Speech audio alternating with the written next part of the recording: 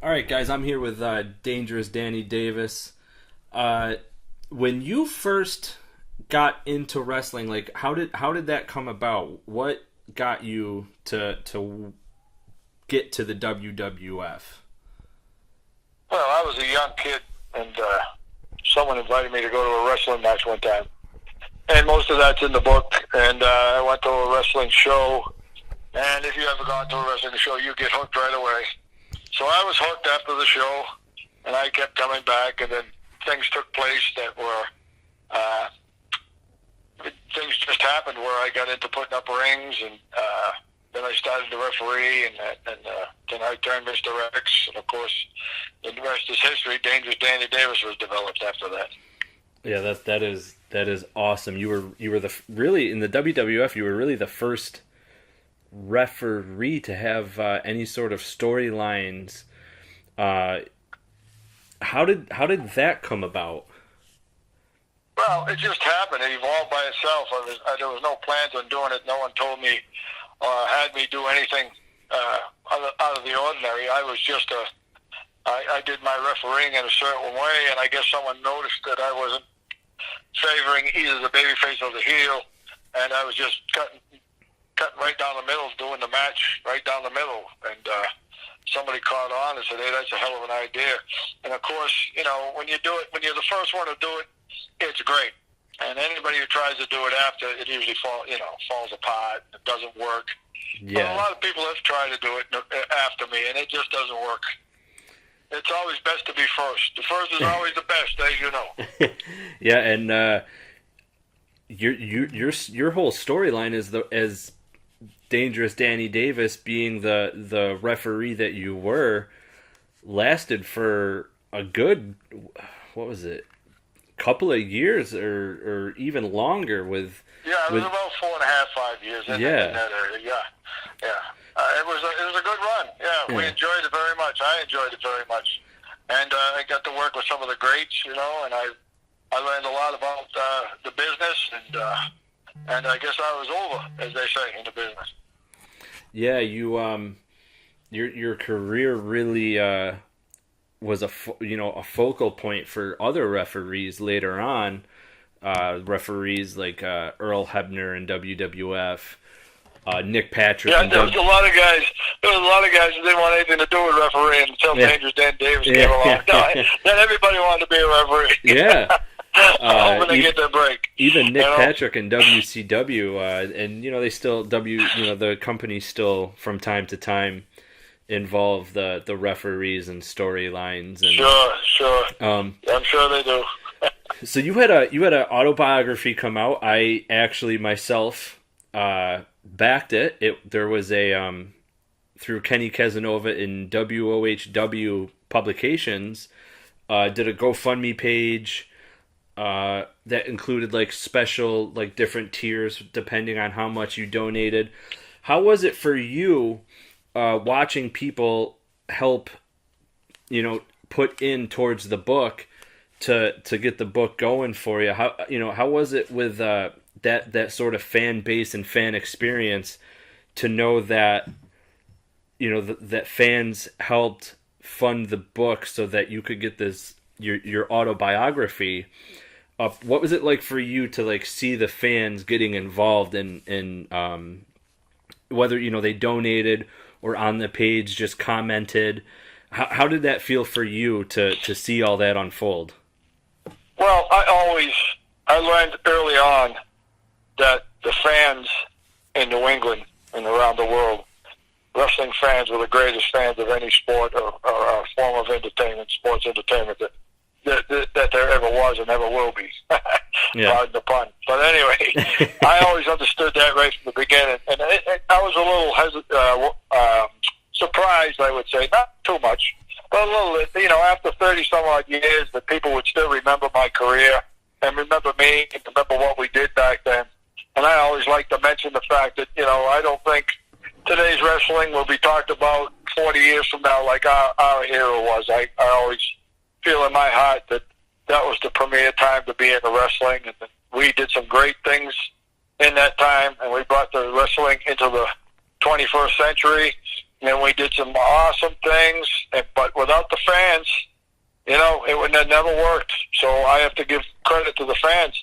And that's partially what this book is about, giving back a little bit to the fans, because it is an inspirational book. It's not your regular wrestling book. It's not your average wrestling book. I talk about how my upbringing, living in being a street kid, getting into wrestling, and of course, going through my career, et cetera, and my background, and then ended up in one of the biggest stages in wrestling history, and becoming successful in that. And that was a dream, and a dream that I accomplished. So I wanted to do something. Kenny Casanova and myself got together, and we decided we'd write a book to inspire young children or young adults or even adults to achieve their dreams and don't ever give up. And I wrote a book on that, and I want this book to get in every young person's hands so that they can learn firsthand what it takes to become successful with your dreams, because your dreams are yours. Nobody can take them away from you, and you're the only ones that can make them happen. And you only fail if you quit. And believe me, there were a lot of times in my career that I felt like walking away, saying the heck with it. But I didn't. I stuck with it, and I became successful. So this is what the book is based on, and I hope that all those wrestling fans out there get a chance to read it. I can contest to everything you had just said. For the fans who are going to hear this audio, I backed the book. I read the book. Absolutely loved the book. And for me, this is chasing my dream. I'm interviewing somebody that I watched during my childhood. I'm talking to somebody who I remember as a child, and my dream was to be in your shoes, because you got to be a professional wrestler and a referee. Unfortunately, with a lot of shoulder injuries, I myself have changed what my dream is. So my dream has been to be able to write about pro wrestling, be able to interview those who have been in the WWF and things like that. So your book has... You're a very special person then, because to have a dream is going to what makes life livable. Yes. You can have all ambitions, but it takes, as you know, it takes a lot of hard work. It takes work ethic, and you can achieve those dreams. Yes. So you ought to give yourself a pat on the back. And just because you didn't achieve your wrestling dream doesn't mean that you can't go at it in a different aspect. And that's pretty commendable. Yep, and that's what I've done. And thanks to guys like Kenny Casanova, I can do what I'm doing today. And after reading your book, now it's pursued me to want to achieve even more success. And hopefully I can make it happen right for the WWE one day. Only time will tell, but me as a fan, I want to thank you for everything that you've done. Well, I appreciate that, but again, you got to give back to the fans. Yeah. You have to give back to the people that help you on your way through your career and to achieve your dreams. And again, you've read the book. And I have never had any person. I have people from all over the world who contact me in one way or the other through the media or through phone calls or internet or whatever, and rave about how they enjoyed the book, just as you just said. You have to read this book. It's a book that needs to be read. It's not a long book. It's not a boring book. It's easily read. It's very inexpensive. It's, a $15 book. And if you go to DangerousDannyDavis.com and order the book, I will personally send you that book, and rather than go through another person or another company. And you can do that, or you can like me on Facebook at Dangerous Danny Davis. We'll have a link there that goes to DangerousDannyDavis.com, and you can get the book that way too. I mean, it's really I'm so proud of this book, and you saying that this inspired you makes this book even more impressive for me. I enjoyed writing this book. It took me 2 years to write it, and like you just said, that it helped you, and it helped me to inspire someone to achieve their dreams. And Lee, that means a lot to me when you say that. Yeah, thank you. Yeah, no, I started writing about pro wrestling 2 years ago, probably about the same time you started writing your book. And for me, what happened was the very first people I interviewed happened to be the Young Bucks and Kenny Omega in Syracuse, New York, for the last 2CW show. And that was also my first indie show, and I got hooked. So, yeah, that's what I said. That happened to me. You get hooked. It's easy to get hooked on in a wrestling, Yep. And again, it goes back. I keep going back to it, but the fan base and all that stuff has changed tremendously. Since I've left the business, and I got a chance to work with. Going back to what you said, living dreams with some of the greatest wrestlers that I grew up with. I was in the ring with some of these guys, the Mike Sharps, the Tony Atlases, the Bret Hart. Of course, those are in my era. But I wrestled with guys, Baron Ciclunas and Tony Gurrias and all those people that were before me that were my heroes. They, no one knows what it's like to feel what it's like in your heart when they say, hey, you're going in the ring tonight with Tony Atlas, or you're going in the ring with someone from the past, like the Vachons, Butcher Paul Vachon. I was in the ring with him. And the list goes on and on. All the Stan, Swede Hansen, and all those guys. And to that feeling you get of achievement, when you get in there and they come out and shake your hand and say, good job, man, there's nothing like that. And there are some stories about that in the book, too, that I'm sure that will, help people to enjoy it even more. Yeah, your book really did have a lot of different elements that other books that WOHW Publications has come out with, because I've read Brutus the Barber Beefcake's book. They also did Kamala's book. So yes. Each book so far has had a different perspective, not just on the wrestler, but also on the industry. Could you give like a feel about how it was? Like, I don't want to sure. I don't want to throw out any spoilers to the book. Them days were the greatest, man. Them people, we worked so hard. Everybody worked hard. Everybody from the top guy to the enhancers, as they call them today. We call them the job guys. Putting us over and getting people over and doing the right thing and doing jobs for people, even if you were on top, putting people over and doing what we had to do to make the wrestling as great as it was. There was not going to be another time in history, in wrestling history, like it was back then. The Hogan era. It was such a big thing. We went from, high school gym shows to selling out Madison Square Garden, the Netherlands and Nassau Coliseum and, all over the world, all over the country. The Cow Palace and California. I mean, all of them. And we took that from high school gyms into this 21st century, and to be part of that, it was just awesome. You had to be there. It was like, I don't know, I can't describe it. You had to be there to understand what I'm trying to say. And if anybody has ever achieved a dream or felt that something had come true for them, that they really, really wanted, then they'll know it's only half of what that was like, that feeling. It was a feeling of greatness. Every day you woke up to be part of that. Even doing interviews, even going from town to town. They say you're going to Dubai, you're going overseas, you're going to Europe, you're going to Japan.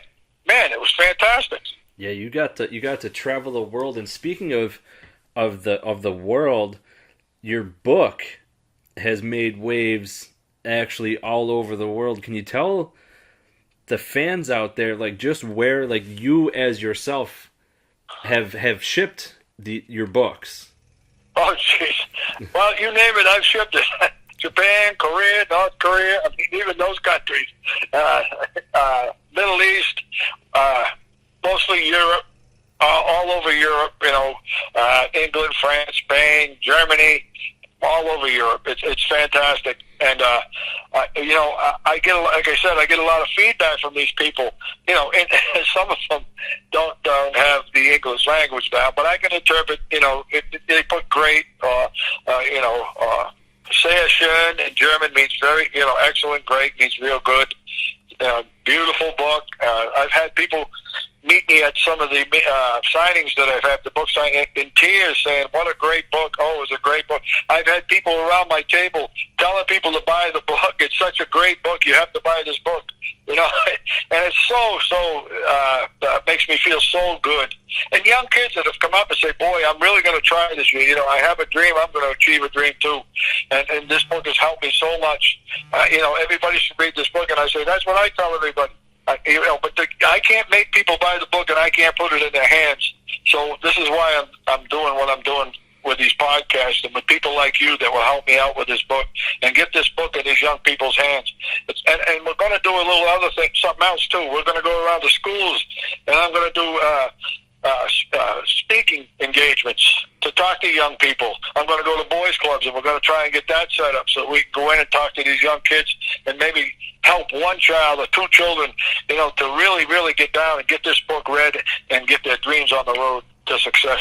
Oh man, that is awesome, and that is something this world actually needs right now. It needs some positivity in the world. I have educators who call me and say, "Look, this is exactly what these kids need. They don't have a clue about work ethics. They don't have a clue about today's world, business world, and stuff like that. This is what employers need. They need kids and young adults that are going into the workforce to understand what it is to have a work ethic and to work hard and to be there on time." And this book, some, like I say, educators have read it and they said, "Man, this is what we need." And the book has been put into some libraries in some towns that were so grateful to get this book. And they put it in there, and they I don't know how they say it. They put it out for the week. This is the book to read this week, and they keep getting people want it. So, and it's been checked out so many times, the pages are getting free.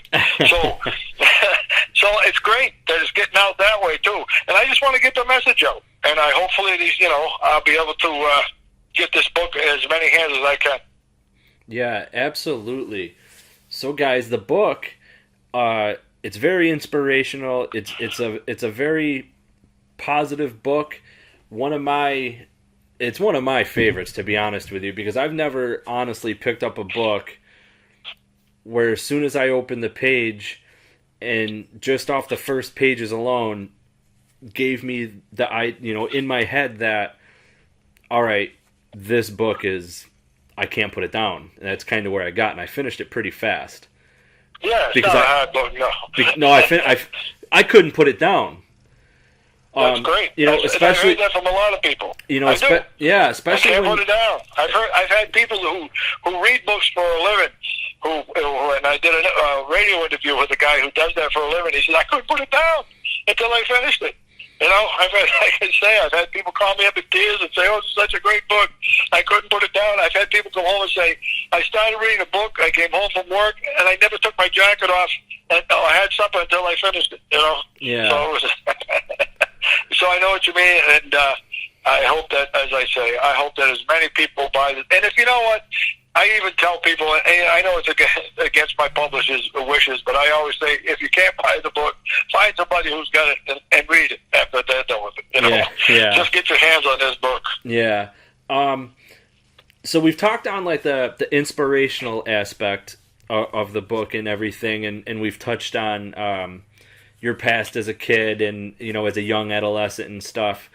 And I'm not here to give out spoilers about the book. This is something, guys, you have to pick up and read. You include a lot of good stories too about the business itself and being in the business and being with those in whom you were around also.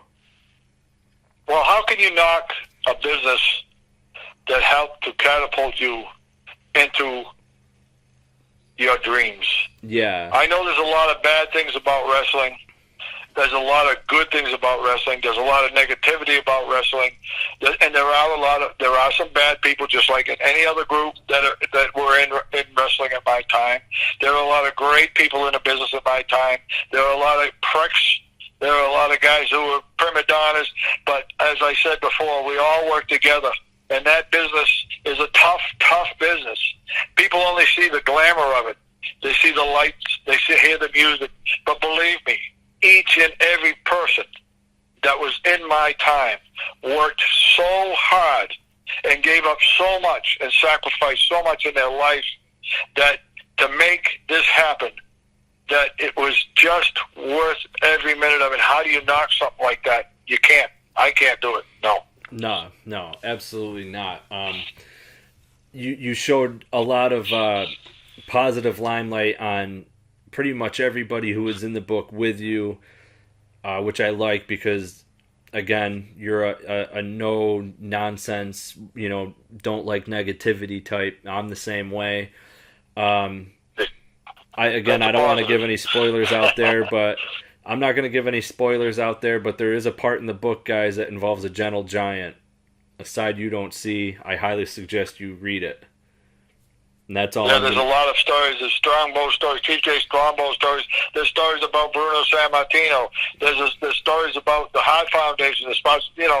But they're all positive. But and that's another part of the inspiration. That these people also, they help people a lot. They're great people. Great people. Everybody, and you got to read the book. That's all I can say. Yep. You really have to read this book.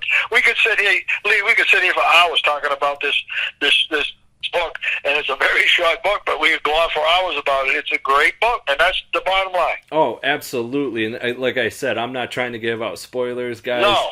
I want everybody who's listening to pick up the book. Danny, you've already included where it can get picked up. Through your website and on Facebook. It's such a great read. If you don't mind, I'd like to just, ask, just some questions about, your career and stuff, if you don't mind. Go ahead, sure. All right. My pleasure. Yeah, right. So your first storylines actually started out, you were just a referee, someone had noticed the way you ref, but also at that same time, you were also the Mr. X character.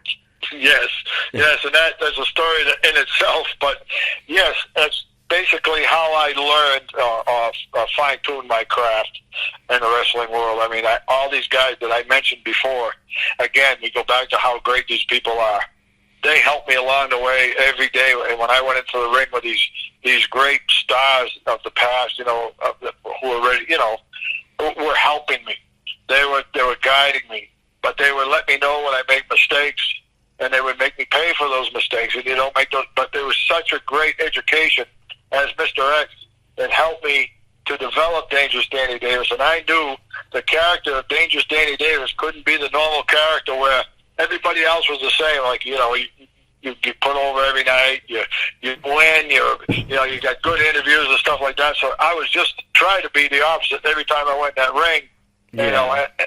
My interviews were good enough to make people believe that I might be able to do it, but and it just worked out. So yes, it was just the way it happened. It evolved. Yeah, you got to work with. During the time of the Golden Era, or the Golden Age, as it's also called, which, this is when I was a child, so this was, for me, my favorite time of wrestling. I've been watching wrestling, I'm 33, I've been watching pretty much my whole life. Still, to me, nothing tops this time. You got to be involved in a lot, and you were involved with a lot of different characters, from the Hulk Hogan's, the Paul Warndorfs, the Hart Foundation. Is there anyone who stands out in particular in your mind that like a certain match or a certain storyline that you were involved with that you might have had favoritism over another storyline that you were involved with? Yeah, my favorite storyline was the Dangerous Danny Davis storyline at WrestleMania 3. Yeah. And, but Paul Orndorff and Hogan, Hogan was the key, and everybody that worked with Hogan was they were all special. Every match to me was special because and I tell the kids this today that are trying to get in the wrestling world, I watched every match. When I was done, I didn't take a shower and go home. I went out there and I found this place where I could go out there and watch the matches because they were the greatest matches of all times. And I knew that this was going to be, someday end. And I knew that I would want to witness these matches. WrestleMania 3 and the King of the Rings we started doing and the Battle Royals there on Thanksgiving Day. We did all those things. I was there and I watched these matches. And I'm telling you, to say one match out of all of those or a storyline was more than greater than the other was just it's just impossible to pick one because as I said before, everything was working like a fine-tuned machine, and everybody worked very hard to get their angle over, to do their storyline and get it over, so that everybody could make money. Yeah. So. You were also you've been fortunate enough where you have participated. You participated in the 1987 King of the Ring tournament. You've been able to participate in a Royal Rumble.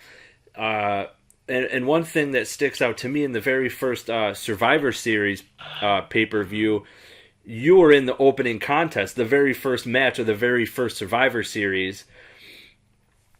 Can you bring fans back to that, like what that felt like, a brand new pay-per-view, and to be part of the opening contest? It's an amazing thing. Here's a kid from the streets who not long ago, not too many years ago, was street fighting for money to survive. And here I am a few years later, after a lot of hard work. Things don't happen by magic. It takes a lot of tough work. It takes a lot of hard work and dedication. And there I am on the biggest stage. Like you just said, I'm the first match on a brand new program, as they say, and we go out there and we start, because the first match, people don't understand this. The first match isn't supposed to be, it's supposed to be a match to wake people up, get people back from the popcorn stands and the places, the souvenir stands. So you have to, the crowd has to be with you. The first thing they say is, "Oh, it started. Let's go. We'll get the popcorn later." To get the masses back in the seats. Yeah. And that's what was my job. And we did that. We accomplished that. We looked around and we got back and they said, "Good job. Great job." And that means you did your job, and that means that we're on our way. This is going to be successful, and it's going to be successful because you started the ball rolling in the right direction. So that's how that works. Yeah, and for fans out there who don't know what that match was, it was Dangerous Danny Davis teaming with the Honky Tonk Man, Hercules, Ron Bass, and the King Harley Race. They took on the Macho Man Randy Savage, or I think he might have been the Macho King at this time. Macho King, yes. Yep, Jake Roberts, Ricky Steamboat, Brutus the Barber Beefcake, and Hacksaw Jim Duggan. Now imagine that. Yeah. And that was the undercard. Yeah, that was the opening. That was the first match. That was the opening match. Yeah. Can you imagine that? And all right. The first match. What was next? A lot of Hall of Famers in that match. You're tickling me now. You get me excited here. A lot of Hall of Famers in that match. That's wow. That is. And we got the ball rolling with that match, and the rest is history. They still the Survivor Series. Guys, God bless us all. Yeah, guys, you can catch that on the WWE Network if you've never seen that match. Yeah, they ought to look at that. Yeah, that's a good match. Yeah, you got to. I mean, you got some nostalgia in you there, son. You know your stuff. And I'm glad to see. And again, it's just amazing. Do you think? I don't think they'll be talking about the wrestling today at the 40 years from now, 35 years from now, however long it was. Like they talk about it. Our wrestling day, our time. I don't think it'll happen.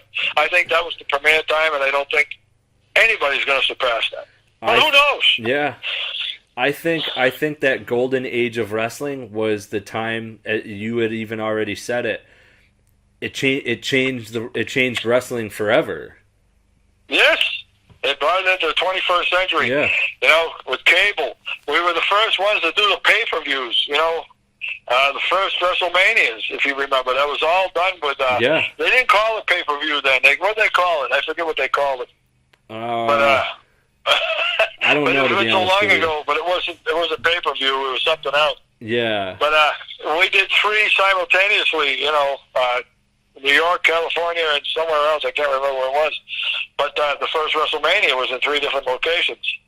And it was done through, you know, you could buy, and that was the beginning of it. Yeah. You know, again, and we brought it into the 21st century. We made it successful. And we did a good job. And the rest is history. And during the golden age, there was very few, because at that time it was all new and more experimenting. You know, the WrestleMania, Survivor Series, the Royal Rumble, and then the other, you know, the fourth big one that came on was also the King of the Ring. You got to participate in all 4 at one point. Exactly. You participated in the 4 biggest shows that the WWF had. Yes, I did. Again, you know, pretty not bad for a street kid, huh? Yeah. All those people who didn't want nothing to do with me in those days all wanted to be my friend now. They all contacted me, you know, stuff like that. Yeah, it changes. People change, you know. Yeah. I was just glad to be part of something. No, really, in all seriousness. Yeah. I appreciate everybody's input, and I appreciate all the fans. And even the people that didn't like me as a kid, and like me later, I was grateful. And, you know, people come up to me today and say, "Oh, I hated you so much. I hated you." You know, and I said, if you hated me, I did my job. And another compliment is really good that I enjoy is people come up to me and shake my hand and say, "Man, me and my family used to sit in front of that TV and watch you on TV, and we got so excited. We enjoyed it so much. I just wanted to say thank you." And, you know, that those are people who watch like you yourself. Yeah. But they're a little older than you, obviously. But they come up there and they remember and they thank you, and you can look in their eyes and know that they mean it. And it's quite a compliment. Yeah. You were fortunate enough. You stayed with the WWF until 1995.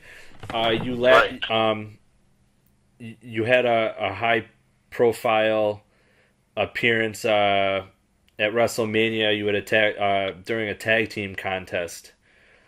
Right. You had overturned you came to the ring from backstage when Hogan was disqualified, but overturned the event after everything had happened. Do you remember who the match it was with? It was wrestling. No. I can't remember. I don't remember that. Yeah. No. All right. Yeah, I can't remember. That's something some of your fans can look up and get back to you on. Yeah. And let me know. Yeah. That's great. That'd be a little project for them. Yeah, Let's see how many Elizabeth. You'd come back out. It was you were given a probationary period, and right. the whole crooked referee type gimmick was dropped. On its way out. Yeah. But you got to work with the best of the best, the cream of the crop of what the industry had to offer. You got to make an appearance at WrestleMania 30. You got to appear with the likes of Jim Duggan, Ricky the Dragon. The commercial. Yeah.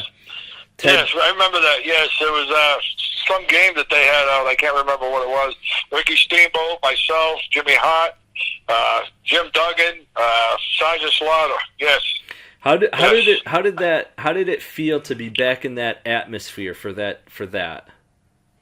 It was, again, those are guys in my era. Yeah. It was great. It was like going back home. It was like going to a Thanksgiving dinner. You know how you meet at a holiday and everybody sits down and has a meal. They clown around and they have fun. And tell jokes and stuff like that. So it was kind of like a family reunion kind of thing. Yeah. Now, it was great. Yeah. you were the first referee again to have any sort of storyline, be part of any feuds, become a professional wrestler itself. You were actually already wrestling, but that was the Mr. X gimmick while you were wrestling. Yeah. Do you ever foresee the WWF, WWE going the likes of putting a referee in the Hall of Fame? And how do you feel for you, as opposed to others, to be the first? Well, I would love to be the first. You know, there's a lot of politics in the WWE right now. And who knows how those politics will dictate who goes in, if any referee should go in. I mean, I would love to be the first, but I'm sure that there are other people, again, with the politics the way it is today, who knows? I mean, I could go in as part of the Hart Foundation. I could go in, as a referee. Danny Davis, I could go in as Dangerous Danny Davis. They have so many options.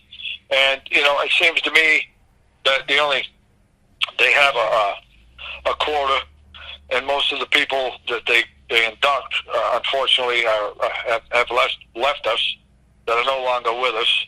And I would like to be alive when I'm inducted into it. I'm sure that at some point somebody will say, "Hey, let's put a referee in there," and hopefully it'll be me.